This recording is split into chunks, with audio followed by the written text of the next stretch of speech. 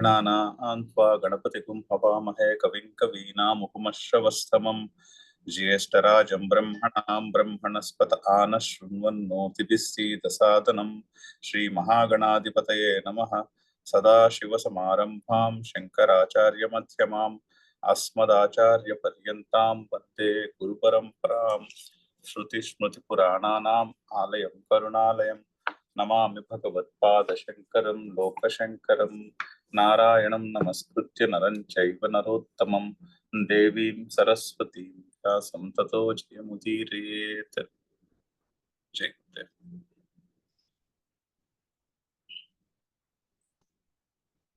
మనం 20వ శ్లోకం పూర్తి చేశాము. లేదు ఇంకా పూర్తి అవ్వలేదు. 20వ శ్లోకం భాష్యము కొంచెం ఉంది ఇంకా. न जायते म्रियते वा कदाचित् न जायते म्रियते वा कदाचित् नायं भूत्वा भविता वा न भूयः नायं भूत्वा भविता वा न भूयः अजो नित्यः शाश्वतोऽयं पुराणः अजो नित्यः शाश्वतोऽयं पुराणः न हन्यते हन्यमाने शरीरे न हन्यते हन्यमाने शरीरे. సో అయం అంటే ఈ ఆత్మ న జాయతే మ్రియతే వా కదాచిత్ అంటే ఎన్నడూ కూడా పుట్టలేదు, ఎన్నడూ కూడా మరణించదు. అంటే అంతకు ముందు మంత్రంలో లాస్ట్ లో ఆత్మ అవిక్రియము అని చెప్పారు. ఆత్మలో వికారములు ఉండవు, అంటే మార్పులు ఉండవు. ఎటువంటి మార్పులు ఉండవు? జగత్తులో కనిపించే వస్తువులన్నింటికి 6 రకాల మార్పులు ఉంటాయని చెప్పారు. 6 కావచ్చు, 3 కావచ్చు, రకరకాలుగా వాటిని విభజించవచ్చు. కొన్ని శ్లోకాల క్రితం 3 అని చెప్పాడు శ్రీకృష్ణుడు. బాల్యము, యవ్వనము, ముసలితనము, 4 మళ్ళీ శరీరము, మారుట అని 4 స్టేట్స్ ఉంటాయని చెప్పాడు ఒక చోట. ఇక్కడ 6 రకాల వికారములు నిషేధిస్తున్నారు. అంటే యాస్కాచార్యుడు నిరుక్తము అంటే వేదములో పదాలకు రాసినటువంటి అర్థాల డిక్షనరీ. అందులో దాన్ని రాసిన పెద్ద ఆయన యాస్కాచార్యుడు అనే ఆయన 6 రకాల భావ వికారములు అంటారు. అంటే అన్ని పదార్థములకు కూడా, జగత్తులో కనిపించే వస్తువులన్నింటికి 6 రకాల మార్పులు ఉంటాయి. ఏమిటి? పుట్టుట ఫస్ట్, తర్వాత పుట్టిన తర్వాత ఉన్నట్టు కనిపిస్తుంది, ఉంటుంది ఆర్ కనిపిస్తుంది. అస్థి ఫస్ట్, జాయతే సెకండ్ అస్థి, తర్వాత వర్ధతే పెరుగుతుంది, తర్వాత విపరిణమతే పెరిగి పెద్దదైన తర్వాత ఇంకా అంతకన్నా పెరగదు కానీ రకరకాల మార్పులు వస్తూ ఉంటాయి అందులో. దాన్ని విపరిణమతే అంటారు. బోల్డ్ అయిన మార్పులు వస్తాయి, కాకపోతే సైజు పెరగకపోవచ్చు కానీ అదే సైజులో ఉంటూ బోల్డ్ మార్పులు వస్తాయి. తర్వాత అపక్షీయతే క్షీణించడం మొదలెడుతుంది, తర్వాత నశిస్తుంది, మరణిస్తుంది ఆర్ నశిస్తుంది. నశ్యతే అని 6 రకముల భావ వికారములు చెప్పారు. అయితే మనము సాధారణంగా ఏమనుకుంటామంటే జీవితం అంతా ఈ ఈ వికారముల చుట్టూనే అయిపోతుంది, అంటే ఈ మార్పుల చుట్టూనే అయిపోతుంది. ఫస్ట్ పుట్టామనుకుంటాము, తర్వాత పెరుగుతున్నాము, పెరిగి పెద్దవాళ్ళం అవుతున్నాం అనుకుంటాము, పెరిగి పెద్దవాళ్ళం అయ్యి ఆ శరీరము పెద్దదవ్వడము, దాన్ని జాగ్రత్తగా చూసుకోవడంలో అయిపోతుంది. తర్వాత శరీరంలో బోల్డ్ అన్ని మార్పులు వస్తూ ఉంటాయి, దాంతో గడిపేస్తాము. తర్వాత క్షీణించిపోతూ ఉంటుంది, తర్వాత ఆ క్షీణించిపోయే ఐడియాలో బిజీ అయిపోతాము, తర్వాత మరణిస్తాము అనుకుంటాం. సో సాధారణంగా ఈ 6 రకముల భావ వికారములతో తాదాత్మ్యము చెంది ఉంటాం, జీవితం అంతా దాంట్లోనే అయిపోతాం. చూడండి, కొన్ని వెస్టర్న్ దేశాల్లో చాలా ఎక్కువ ఏంటిది కాస్మెటిక్ సర్జరీ. కాస్మెటిక్ సర్జరీ అంటే ఏమిటి? ఈ 6 రకాల భావ వికారములు, అంటే ఈ 6 రకాల మార్పుల్లోనూ వాళ్ళకి నచ్చనివి, అంటే అందంగా కనిపించకపోతుంటే ఆ మార్పులను అందంగా కనిపించేటట్టు తీర్చిదిద్దుట అనేటటువంటిది కాస్మెటిక్ సర్జరీ. ఫర్ ఎగ్జాంపుల్, ఇప్పుడు ఇక్కడ ఇండియాలో కూడా ఎక్కువైంది, ఇది వరకు ఉండేది కదా. అలాగా అటువంటి ప్రయత్నాల్లోనే గడిపేస్తూ ఉంటారు ఆ, చాలా మంది. అయితే ఆత్మ యొక్క స్వరూపము ఈ 6 రకముల భావములకు అతీతము. ఆత్మ అంటే మళ్ళీ థర్డ్ పార్టీ కాదు, మన స్వరూపం. మన స్వరూపము ఈ ఈ 6 రకముల చేంజెస్, పరిణామము అంటే ఈ చేంజెస్ కి అతీతము, మార్పులకు అతీతము అని చెప్తున్నది. ఈ 6 రకముల ఆ, వికారములను ఆత్మకు నిషేధిస్తున్నారు. ఆత్మ అంటే మన స్వరూపము, మళ్ళీ థర్డ్ పార్టీ ఏదో వేరేగా ఉన్నటువంటి ఆత్మ గురించి చెప్పట్లేదు.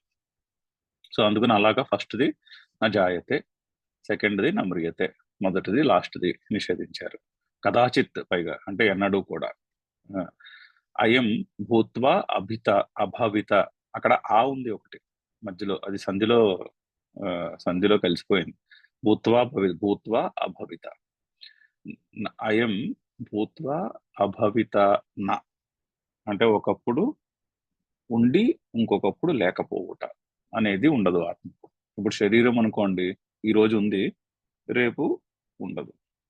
అటువంటి మార్పు ఆ, ఆత్మకు ఉండదు. అందుకని నమ్రియతే, అందుకని మరణించదు. దాని ఆపోజిట్ అభూత్వ భవిత, అది కూడా నా. ఈ ఈ రోజు లేదు, కొన్నాళ్ళు అయిన తర్వాత ఉంటుంది. అంటే అభూత్వ భవిత అంటే పుట్టుట, అది కూడా లేదు.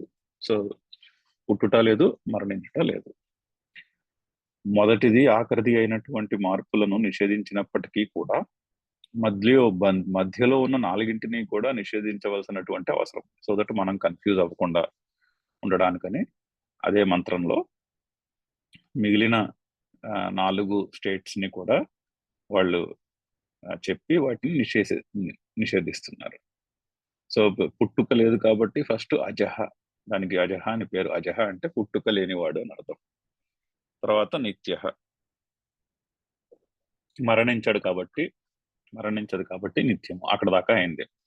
శాశ్వత, శాశ్వత అంటే శశ్వత్ అనే రూట్ నుంచి వస్తోంది శాశ్వత.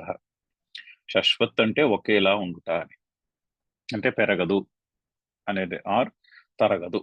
తరగదు అనే అనే అంటే అపక్షీయతే అని ఉంది కదా, 6 భావ వికర్మలలో క్షీణించుట అనేది ఉంది. క్షీణించుట అనేది ఉండదు అని చెప్పడానికి శాశ్వత అని చెప్తున్నారు. శశ్వత్ అంటే ఎప్పుడూ ఒకేలా ఉంటుంది.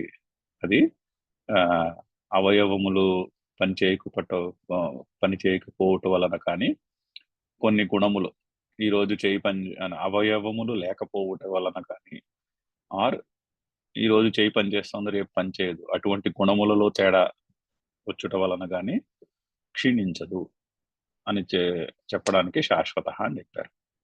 నెక్స్ట్ పురాణ. పురాణ అంటే పురా నవహ అని అర్థం. అంటే ఇది వరకు ఎలా ఉందో ఇప్పుడు అలాగే ఉంటుంది. అంటే పుట్టిన రోజుని, నవహ అంటే ఏంటి, కొత్తగా పుట్టిందని అర్థం. ఆ ఆ కొత్తగా పుట్టిన రోజుని ఎలా ఉందో, అది పుట్టదు, కొత్తగా పుట్టింది అనుకున్న రోజున ఎలా ఉందో ఈ రోజు కూడా అలాగే ఉంటుంది. సో ఎప్పుడు మొట్టమొదటి రోజు ఎలా ఉందో అలాగే ఉంటుంది ఎప్పుడు. దానికి పురాణ అని పేరు. పురా నవహ అంటే ఎప్పుడు కొత్తగానే ఉండేదని అర్థం. అంటే ఏంటి, పురాణ అని చెప్పి వర్ధతే అన్నదాన్ని నిషేధిస్తున్నారు. వర్ధనము చెందిందంటే వృద్ధి చెందింది అనుకోండి. వృద్ధి చెందుట అంటే ఏంటి, ఇది వరకు లేనిది ఇప్పుడు వచ్చింది, ఇది వరకు లేని అవయవము ఇప్పుడు పుట్టినదో, ఇది వరకు లేని గుణము ఇప్పుడు పుట్టినదో, అటువంటి దానికి ఆ వృద్ధి అంటాం మనం, వృద్ధి చెందుతాం. అది లేదు అని చెప్పడానికి పురాణ అని చెప్తున్నారు. సో పురాణ అన్న పదముతో ఆత్మకు వర్ధతే అనేటటువంటి వికారము ఉండదు, మార్పు ఉండదు. పైగా నా హన్యతే హన్యమానే శరీరే. హన్యమానే శరీరే అంటే శరీరము రాలిపోయినప్పటికీ కూడా నా హన్యతే, ఆత్మ చనిపోదు అని అనే అర్థం. అంటే ఎవరి గురించి చెప్తున్నట్టు, మన గురించే చెప్తున్నట్టు. పరమాత్మ గురించి చెప్పిన దాంట్లో శరీరం చనిపోవుట అనేది చెప్పక్కర్లేదు కదా, అనే చెప్పుట బాగోదు. సో అన్యమానే శరీరే, శరీరము నశించినప్పటికీ కూడా నా హన్యతే, నశించదు. అంటే ఇక్కడ పునరుక్తి ఉందా అంటే పునరుక్తి లేదు. అంటే ఆల్రెడీ మరణము లేదని చెప్పారు కదా, మళ్ళీ ఎందుకు చెప్తున్నారంటే అది విపరిణమతకి నిషేధించుటకు పెట్టుకోమన్నారు. విపరిణమత అంటే పరిణామములు చెందుతా. ఓకే, మార్పులు చెందుతూ ఉంటుంది. శరీరం పెరగట్లేదు తరగట్లేదు, కానీ బోల్డ్ అని మార్పులు వస్తున్నాయి అందులో. మనం ఇది చూసే ఉంటాం. ఓ రఫ్గా ఓ 25 ఏళ్ళ నుంచి 40-45 సంవత్సరాల దాకా పెద్దగా శరీరం పెరగదు. ఆ, కానీ బోల్డ్ అని మార్పులు వస్తూ ఉంటాయి అందులో. దాన్ని విపరిణమతే అంటారు, అటువంటి మార్పులని. ఆ విపరిణమతే లేదు అంటే శరీరము మార్పులు చెందుతున్నప్పటికీ కూడా నా హన్యతే, ఆత్మ మార్పులు చెందదు అని అర్థం చేసుకోమన్నారు దాన్ని. సో అలాగా 6 భావ వికారములను కూడా నిషేధించారు. అదే శంకర్లు చెప్తున్నారు, 6 భావ వికారములు మన స్వరూపమైన ఆత్మకు ఉండవు అని చెప్తున్నారు. సో సెకండ్ పారాగ్రాఫ్ లో ఫస్ట్ లైన్ చదివాము. యద్యపి ఆద్యంతయో వికారయో ప్రతిషేధే, ఆ, మొదటిది ఆఖరిది అయినటువంటి భావ వికారములను నిషేధించినప్పటికీ కూడా సర్వాహ విక్రియా ప్రతిషిద్ధ భవంతి. ఒకవేళ మొదటిది ఆఖరిది నిషేధించినప్పుడు మధ్యలో కూడా నిషేధించినట్టే అయినప్పటికీ కూడా తథాపి మధ్యభావినీనాం విక్రియాణం, మధ్యలో ఉన్నటువంటి వికారములను స్వశబ్దై ఏవ తదర్థై, వాటి వాటి అర్థములు వచ్చే పదముల చేత చెప్పి ప్రతిషేధ కర్తవ్య, నిషేధము చేయవలసి ఉన్నది ఇది అని అనే ఉద్దేశంతో మంత్రములో చదువుదాం. అక్కడి నుంచి అనుక్తానామపి అనుక్తానామపి యౌవనాది సమస్త విక్రియాణం యవ్వనాది సమస్త విక్రియాణం ప్రతిషేధ యథా స్యాత్ ప్రతిషేధః యథా స్యాత్ ఇత్యాహ. ఇత్యాహ. సో అని చెప్పనటువంటి అప్పటిదాకా మొదటి 2 పాదముల్లోనూ చెప్పనటువంటి యవ్వనాది సమస్త విక్రియాణమపి, యవ్వనము మొదలగు మిగిలిన మార్పులన్నీ కూడా అంటే పుట్టుక, చావు, మరణించుట, మధ్యలో ఉండే మార్పులన్నింటినీ కూడా ప్రతిషేధ నిషేధము యథా స్యాత్, ఏ విధముగా నిషేధము చెప్పబడుతున్నదో అని తెలుపుటకు ఇత్యాహ అని మంత్రము మనకి చెప్తున్నది. ఏం చెప్తున్నది? ఫస్ట్ శాశ్వత ఇత్యాదిన, శాశ్వతః ఇత్యాదిన, అజో నిత్య వరకు పుట్టుట మరణించుట లేదని చెప్పేవి. అజో నిత్య తర్వాత శాశ్వతోయం పురాణ ఉందిగా, అక్కడి నుంచి మిగిలిన ప్రతిషేధములు మిగిలిన భావ వికారములు యొక్క ప్రతిషేధము చెప్పబడుతున్నది అని చెప్తోంది. సో శాశ్వత ఇది శాశ్వతః ఇతి అపచయ లక్షణ విక్రియ ప్రతిషిధ్యతే. అపచయ లక్షణ విక్రియ ప్రతిషధ్యతే. సో శాశ్వత అంటే అపచయ లక్షణం, అపచయ లక్షణ విక్రియ ప్రతిషిధ్యతే. శాశ్వత అన్నది దేనిని నిరాకరిస్తోంది? క్షీణించుట అనే దాన్ని నిరాకరిస్తోంది అంటున్నారు. అపచయము అంటే క్షీణించుట, ఉపచయము అంటే పెరుగుట, అపచయము అంటే క్షీణించుట. సంస్కృతంలో ఉపచయము వృద్ధి పొందుట, అపచయము క్షీణించుట. సో అపచయ లక్షణ విక్రియ ప్రతిషిధ్యతే. సో ఎందుకు శాశ్వత అన్న శబ్దమునకు అర్థాన్ని ఎక్స్ప్లెయిన్ చేస్తున్నారు.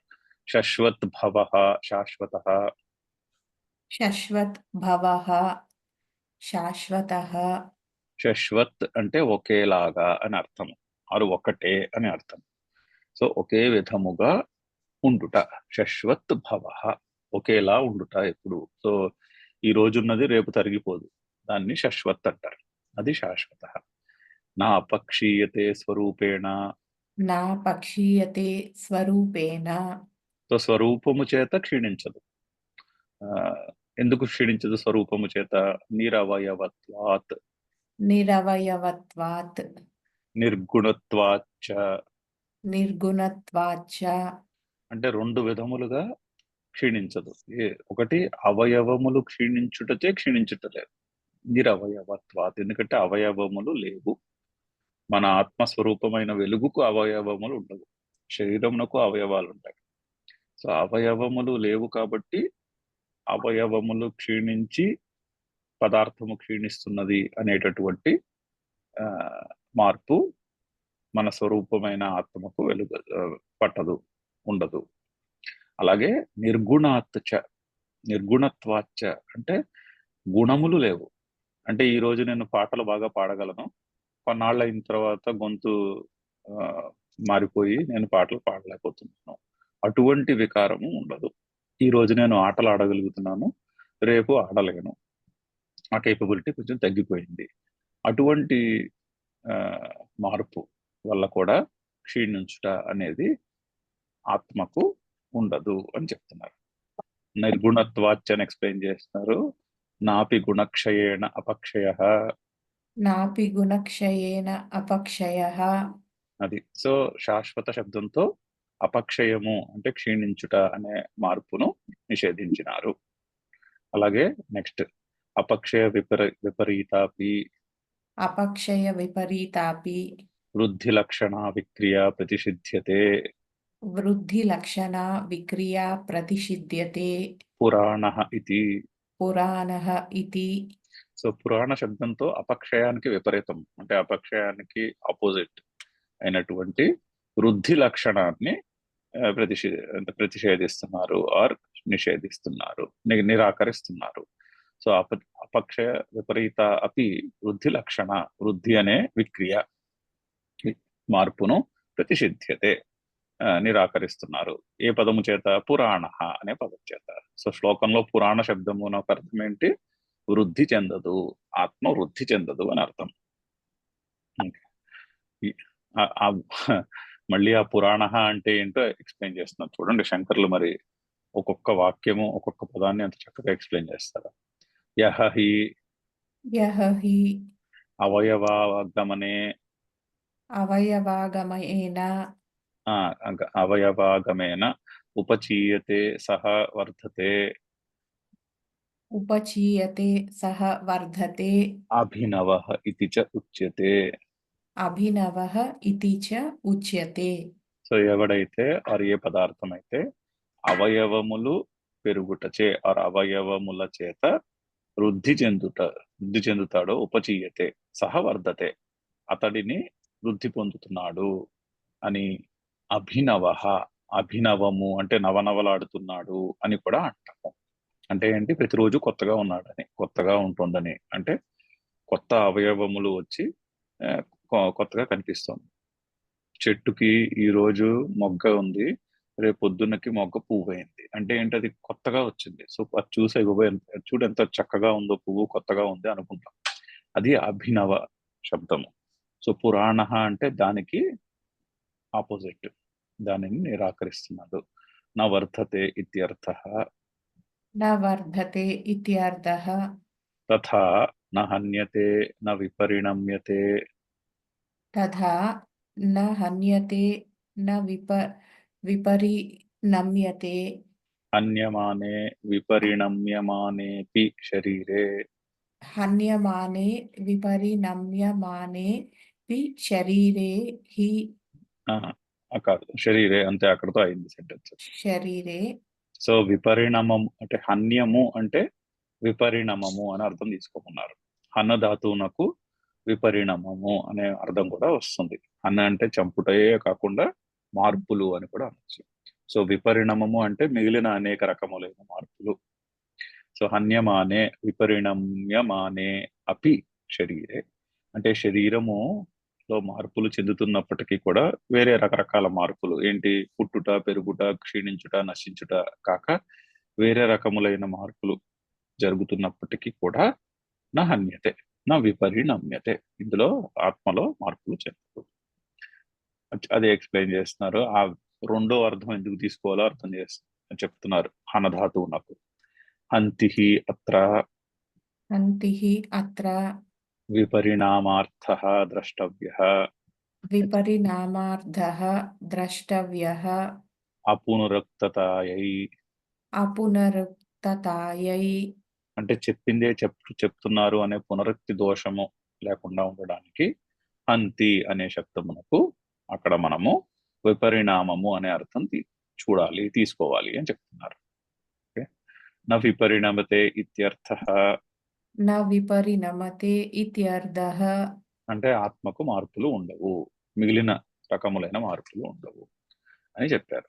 అస్మిన్ మంత్రే అస్మిన్ మంత్రే షడ్భావ వికారాః షడ్భావ వికారాः లౌకిక వస్తు విక్రియాః లౌకిక వస్తు విక్రియాः ఆత్మని ప్రతిషిధ్యంతే.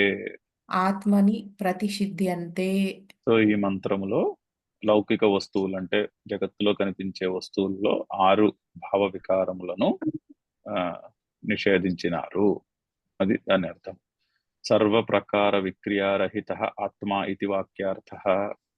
సర్వ ప్రకార విక్రియారహితః ఆత్మా ఇతి వాక్యార్థః. ఒక్క పదంలో చెప్పాలంటే ఆ వాక్యానికి అర్థం ఏమిటి? ఆత్మ సర్వ ప్రకారములైనటువంటి మార్పులు చెందనిది. అది సర్వ ప్రకార విక్రియారహిత ఆత్మ ఇది వాక్యార్థ. యస్మాత్ ఏవం తస్మాత్ ఉభౌ తౌ న విజానీతః. యస్మాత్ ఏవం తస్మాత్ ఉభౌ తౌ న విజానీతః. సో నాయం హంతి న హన్యతే.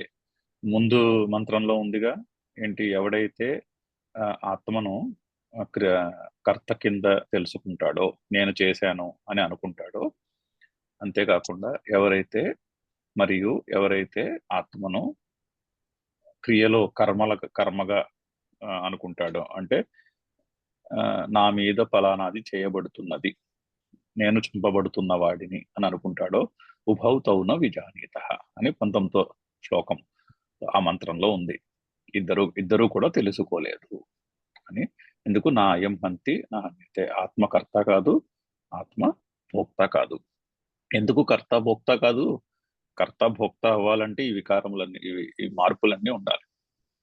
ఇప్పుడు రాముడు రావణుని చంపుదాం అనుకుంటున్నాడు ఫస్ట్. అంటే మొదటి క్షణంలో రాముడు ఏ స్టేట్ లో ఉన్నాడు? రావణాసురుడిని ఎలాగైనా చంపాలి అనుకునే స్టేట్ లో ఉన్నాడు. సో తర్వాత రాముడు రావణాసురుడిని చంపాడు. ఆ చంపడము అనే క్రియకి రాముడు కర్త, రావణుడు కర్మ. రాముడు సో రాముడు ఆ మరుక్షణము, రావణాసురుడిని చంపిన మరుక్షణము, ఇది వరకు ఉన్న స్టేట్ ఏమిటి? నేను రావణాసురుడిని చంపాలి అనే స్టేట్. ఇప్పుడు రావణాసురుడిని చంపేశాను అనే స్టేట్ లో ఉన్నాడు. అంటే మరి భావ వికారం వచ్చినదిగా, అక్కడ విపరిణామం వచ్చిందిగా, మార్పు చెందినది. ముందున్న స్టేట్ రావణాసురుడిని చంపాలి ఎలాగైనా, ఇప్పుడు నేను చంపాను. కర్త అవ్వాలంటే ఈ వికారం ఉండాలి, అంటే ఈ మార్పు ఉండాలి. అలాగే కర్మ అవ్వాలన్నా కూడా, ఒక క్రియలో కర్మ ఆబ్జెక్ట్ ఆఫ్ యాక్షన్ అవ్వాలన్నా కూడా, రావణాసురుడు అంతకు ముందు క్షణంలో రాముడితో నుంచుని యుద్ధం చేస్తున్నాడు, ఈ క్షణంలో నేలకూలాడు. అంటే మరి పరిణామం చెందాడు కదా, నశించుట అనే పరిణామము చెందినాడు. సో కర్త కర్మ అంటే కర్త భోక్త అవ్వాలంటే ఈ భావ వికారములు ఉండాలి. కానీ ఆత్మకు భావ వికారములు పట్టవు. ఆత్మ భావ వికారములకు అతీతము అని చెప్పుట తాత్పర్యం. అందుకని సర్వ ప్రకార విక్రియారహిత ఆత్మ ఇది వాక్యార్థ. ఆ కారణము చేత తస్మాత్ ఉభౌ తౌ న విజానీత.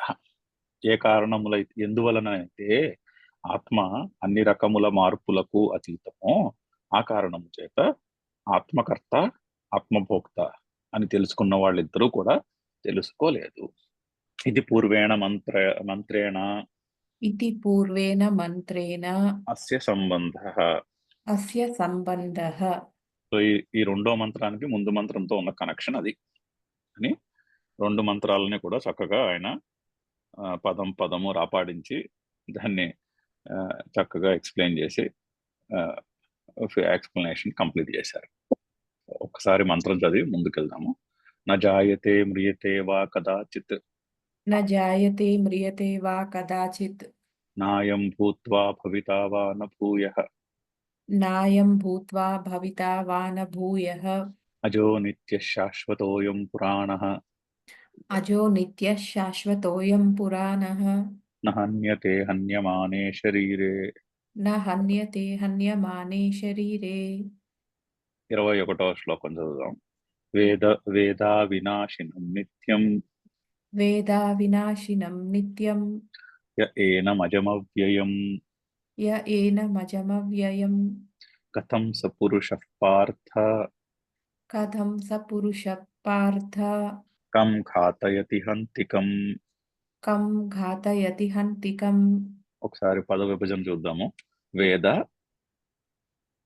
అవినాశినం నిత్యం యః ఏనం అజం అవ్యయం కథం స సహ పురుషః పార్థ కం ఘాతయతి హంతి కం. పద విభజన సింపుల్ గానే ఉంది. ఈ శ్లోకం అర్థం కావాలంటే ఒక్కసారి ముందు అవతారికి చదివేస్తే శ్లోకం క్లియర్ గా అర్థమైపోతుంది. అవతారికి చదువుదాం. య ఏనం వేత్తి హంతారం య ఏనం వేత్తి హంతారం ఇత్యనేన మంత్రేణ ఇత్యనేన మంత్రేణ హనన క్రియాయాః కర్తా కర్మా చ న భవతి ఇతి ప్రతిజ్ఞాయ కర్ ఆ, కర్ హనన క్రియాయాః హనన క్రియాయాః కర్తా కర్మా చ భవతి ఇతి ప్రతిజ్ఞాయ కర్తా కర్మా చ న భవతీతి ప్రతిజ్ఞాయ న జాయతే ఇత్యనేన న జాయతే ఇత్యనేన అవిక్రియత్వే హేతుం ఉక్త్వా అవిక్రియత్వే హేతుం ఉక్త్వా ప్రతిజ్ఞాతార్థం ఉపసంహరతి. ప్రతిజ్ఞాతార్థం ఉపసంహరతి.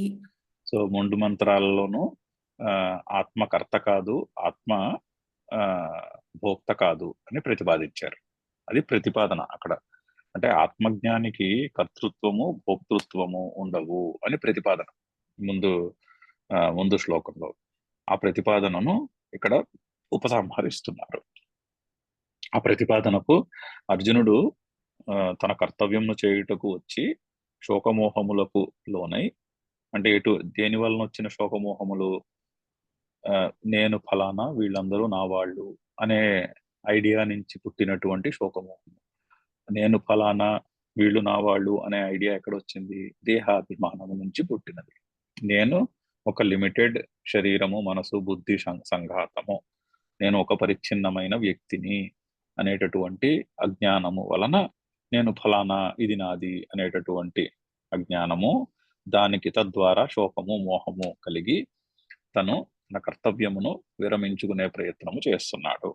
అందుకని శ్రీకృష్ణుడు, నీ ఆలోచనలో తప్పు ఉన్నది, నీ స్వరూపము పరిచ్ఛిన్నమైన దేహము కాదు, నీ స్వరూపము పరిచ్ఛిన్నమైన దేహములో ఉన్నటువంటి దేహి, శరీరి, అది నిత్యము, అది శాశ్వతము, దానికి చావు ఉండదు, దానికి పుట్టుక ఉండదు, దానికి మిగిలిన భావ వికారములు ఉండవు అని ప్రతిపాదించి, కావున నీ స్వరూపము కర్త కాదు, కర్మ కాదు, ఆర్ కర్త కాదు, భోక్త కాదు అని చెప్పి, ఆ కారణము చేత నీ శోకమోహములను తితిక్ష చేసి వాటిని పక్కన పెట్టి నీ కర్తవ్యమును మానుకునే ప్రయత్నము చేయకూడదు అని చెప్తున్నాడు. అని చెప్పి ఆ కాంటెక్స్ట్ లో ఆత్మకర్త కాదు, ఆత్మ భోక్త కాదు, అంటే ఆత్మ అంటే మళ్ళీ ఏదో వేరే థర్డ్ పార్టీ కాదు, నీ స్వరూపమైనటువంటి ఆత్మయే, మన స్వరూపమైనటువంటి ఆత్మే కర్త భోక్త కాదు అని చెప్పి దాన్ని ఉపసంహరిస్తున్నారు ఈ మంత్రంలో. సో ఫైనల్ గా ఆ చెప్పడం అయింది. దాన్ని ఒక ఫైనల్ వాక్యంతో ముగిస్తున్నాడు. ముగించి ముందుకు వెళ్తారు. కాకపోతే ఇది మౌలికమైనటువంటి ప్రతిపాదన. ఆత్మకర్త కాదు, ఆత్మ భోక్త కాదు. సో మనము కర్తలము కాదు, భోక్తలము కాదు. ఇక్కడ జరుగుతున్నవేవో జరుగుతున్నాయే కానీ మనము కర్తలము భోక్తలము కాదు అని మౌలికమైనటువంటి ప్రతిపాదనను ఉపసంహారము చేయుటకు ఈ శ్లోకము. సో ఇప్పుడు శ్లోకం అర్థమైపోతుంది. ఇంకా యహ, దాన్ని అన్వయం చెప్పుకుంటే యహ, ఎవడైతే ఏనం, ఈ ఆత్మను ముందు మంత్రాల్లో చెప్తున్నటువంటి ఏనం పదమే వాడుతున్నారు. ఈ ఆత్మను అంటే మన స్వరూపమును వేద తెలుసుకుంటాడు. ఎలా తెలుసుకుంటాడు? అవినాశినం నిత్యం అజం అవ్యయం. ముందు చెప్పినవే, అవినాశి, నిత్యము, అజం పుట్టుక లేనిది, అవ్యయం మార్పులు లేనిదిగా తెలుసుకుంటాడో, ఎవడైతే తెలుసుకుంటాడో, యహ వేద, ఎవరైతే ఈ విధంగా తెలుసుకుంటాడో, సహ పురుష, ఆ పురుషుడు, ఆ మనిషి, కథం పార్థ, ఓ పార్థ, ఓ అర్జునుడా, సహ పురుష, ఆ మనిషి, కథం ఏ విధముగా, కం ఘాతయతి హంతికం, ఏ విధముగా, హంతికం ఎవరిని చంపుతాడు, అంటే ఏ విధముగా ఒక కర్మయందు కర్తనవుతాడు, ఏ విధముగా కర్త అవుతాడు. ఎవరు? ఎవరికైతే ఆత్మ అవినాశనము, నిత్యము, అజము, అవ్యయము అని అర్థమవుతుందో ఆత్మజ్ఞానికి, అటువంటి ఆత్మజ్ఞాని హంతికం ఏ విధముగా చంపుతాడంటే ఏ విధముగా కర్త అవుతాడు దేనికైనా. అలాగే కం ఘాతయతి, ఏ విధముగా వేరొకరి చేత చేయిపిస్తాడు. అంటే డైరెక్ట్ గాను కర్త కాదు, ఇండైరెక్ట్ గా కూడా కర్త కాదు. ఘాతయతి అంటే ఆ, చేయించుట అంటే కొట్టించుట అని అర్థం. సో ఆత్మజ్ఞాని ఒకడిని కొట్టడు, ఇంకొకటి చేత కొట్టించడు అని అర్థం. అంటే ఐదర్ డైరెక్ట్ గా కానీ ఆర్ ఇండైరెక్ట్ గా కానీ కర్త కాడు. హేతుకర్తృత్వము అంటాం. అంటే నేను డైరెక్ట్ గా చేయట్లేదు, నేను కర్తను కాదు, కానీ నేను కుర్చీలో కూర్చుని ఆర్డర్స్ ఇచ్చి చేయిస్తున్నాను. అటువంటి కర్తృత్వము కూడా ఆత్మకి ఉండదు అని. అంటే ఆత్మజ్ఞానికి అటువంటి కర్తృత్వం కూడా ఉండదు. నేను చేయట్లేదు, ఆ పెద్ద ఆయన చేయట్లేదు సరే, కానీ అక్కడ కూర్చుని మిగిలిన వాళ్ళ చేత చేయిస్తున్నాడు. అటువంటి కర్తృత్వం కూడా ఉండదు. ఘాతయతి అంటే కొట్టించుట అని అర్థం. అంటే ఇంకొకళ్ళని ఎవరినో పురమాయించి అతని చేత పని చేయించుట. అటువంటిది కూడా ఆత్మజ్ఞానికి ఉండదు. సో ఆత్మజ్ఞాని కర్త కాదు, డైరెక్ట్ గాను కర్త కాదు, ఇండైరెక్ట్ గా కూడా కర్త కాదు. అంటే భోక్తృత్వము కూడా ఏమాత్రము ఆత్మజ్ఞానికి ఉండదు. అది ప్రతిపాదన. కానీ ఆ, కానీ లోకంలో మనం ఏమనుకుంటాం, ఐదరు మంచి పని చేసి మనంతట మనమే మంచి పని చేసి పుణ్యం సంపాదించుకోవాలి, లేదా ఒకవేళ మనకి టైం సరిపోకపోతే మన representative ని ఒక ఒక ఒక అతనిని పెట్టి అతని చేత ఆ మంచి పని చేసి పుణ్యం సంపాదించుకోవాలి. ఇది అందరం చేస్తూనే ఉంటాం. ఐదర్ ఒక సేవ చేయడానికి మనం వెళ్ళలేకపోయాం అనుకోండి, మనకు తెలిసిన వాళ్ళు ఎవరినో పంపుతాం, ఈ పని నువ్వు నాకు చేసి పెట్టు మంచి పని అని చెప్పి. ఆ విధంగా ఇండైరెక్ట్ గా సేవ చేసాము. లేదా మనము సొంతంగా కూర్చుని జపం చేయలేకపోతున్నాం అనుకోండి, ఓ పురోహితుడిని పిలిచి అతనికి సంభావన ఇచ్చి అతన్ని మన representative గా జపం చేయించుకుంటాం. సో ఐదర్ డైరెక్ట్ గా చేస్తారు పనులు, లేదా ఇండైరెక్ట్ గా చేస్తూ ఉంటాం. సో దానికి ఘాతయతి, ఆ యతి అన్నది వచ్చింది ఇండైరెక్ట్ కర్తకు, హేతుకర్తృత్వము అంటాం. రెండు కూడా ఉండవు. తాను చేయడు, ఇతరుల చేత చేయించడు. చూడండి ఎంతటి ఆ, విభిన్నమైన ప్రతిపాదన. ఆత్మజ్ఞాని తాను కర్త కాదు, అలా అని ఇతరుల చేత ఇండైరెక్ట్ కర్తృత్వము కూడా ఉండదు. అది ఆ ప్రతిపాదన. సో ఫైనల్లీ ఆ ప్రతిపాదనతో శ్రీకృష్ణుడు ఉపసంహరిస్తున్నాడు విద్వాంసునకు. అయితే మనము శంకర్లు చాలా చక్కగా దీన్ని ఎక్స్ప్లెయిన్ చేస్తారు. ఎక్స్ప్లెనేషన్ తో పాటు చదువుదాం, డైరెక్ట్ గా చదువుదాము. వేద విజానాతి,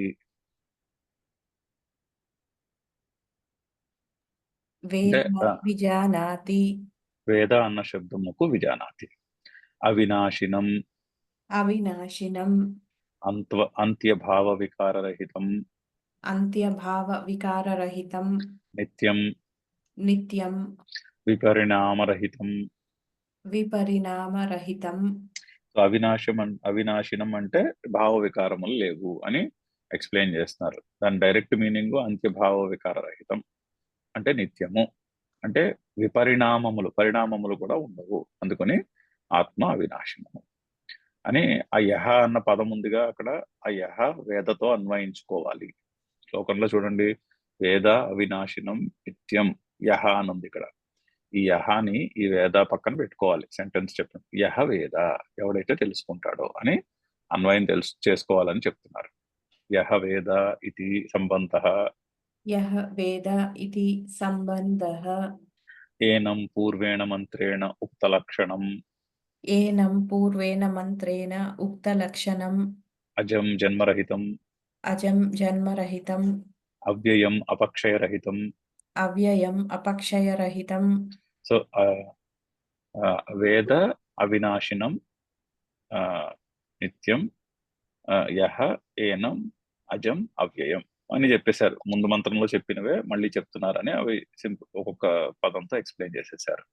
అలా తెలుసుకున్న పురుషుడు కథం కేన ప్రకారేణ కథం కేన ప్రకారేణ సహ విద్వాన్ పురుష అధికృత, సహ విద్వాన్ పురుషః అధికృతః. అంటే ఎవడైతే ఆ విధముగా తెలుసుకుంటాడో, ఎవరు తెలుసుకుంటాడు, ఆ తెలుసుకున్న వాడికి విద్వాన్ అని పేరు. విద్వాన్ అంటే ఆత్మజ్ఞాని అని పేరు. సో విద్వాన్ పురుష అధికృత అంటే ఆ తెలుసుకునే అధికారమును సంపాదించినటువంటి పురుషుడు అని. ఎటువంటివి చేసి ఆ జ్ఞానానికి 4 పిల్లర్స్ చెప్పారు. గురుదేవులు కూడా చెప్పారు దాని మీద మంచి మంచి లెక్చర్. ఆ అంటే సాధన ఆ సంపత్తి అంటారు. సాధన చతుష్టయం అంటాం. ఏంటి? వివేకము, వైరాగ్యము, శమధమాది సంపత్తి, మోక్షత్వము అనేటటువంటి క్వాలిఫికేషన్ తోటి అధికృత అనే పదమునకు అర్థం. సో పురుష అన్న పదమును అలా అన్వయించారు ఆయన. సహ పురుష అంటే సహ విద్వాన్ అధికృత అంటే వివేక వైరాగ్య శమధమాది షట్సంపత్తి ముముక్షత్వము కలిగి ఉన్నటువంటి విద్వాంసుడు. అటువంటి విద్వాన్ పురుషుడు హంతి హనన క్రియాం కరోతి. హంతి హనన క్రియాం కరోతి. సో ఆ కథం కేన ప్రకారేణ అక్కడ పెట్టుకోవాలి. సహ విద్వాన్ పురుష అధికృత కథం కేన ప్రకారేణ హంతి హనన క్రియాం కరోతి. ఏ విధముగా ఎవరినైనా చంపుటానికి చేస్తాడు అంటే చంపడని కాదు, అంటే అసలు ఆ కర్తృత్వము ఉండదు అని అర్థం. ఇప్పుడు ఆత్మజ్ఞాని మిలిటరీలో ఉన్నాడు అనుకోండి, ఆత్మజ్ఞాని మిలిటరీలో ఉంటే అతను చేయాల్సిన పని అతను చేస్తాడు, కానీ కర్తృత్వము ఉండదు. హనన క్రియాం కరోతి. కథం హనన క్రియాం కరోతి, ఏ విధముగా అన్నక్రియకు కర్త అవుతాడు అంటే ఏ క్రియకు కూడా ఏ విధముగా కర్త అవుతాడు అంటే దేనికి కర్త అవడు అని అర్థం. కథం వా ఘాతయతి. కథం వా ఘాతయతి. హంతారం ప్రయోజయతి. హంతారం ప్రయోజయతి. ఏ విధముగా వేరొక కర్తను ప్రయోగిస్తాడు. కథం వా ఘాతయతి, తాను చేయడు ఇంకొకళ్ళ చేత చేయించడు అంటే డైరెక్ట్ ఆర్ ఇండైరెక్ట్ కర్తృత్వము నాకు అతీతుడు ఆత్మజ్ఞాని. కథంచిత్ హంతి. కథంచిత్ హంతి. నా కథంచిత్ కంచిత్ ఘాతయతి.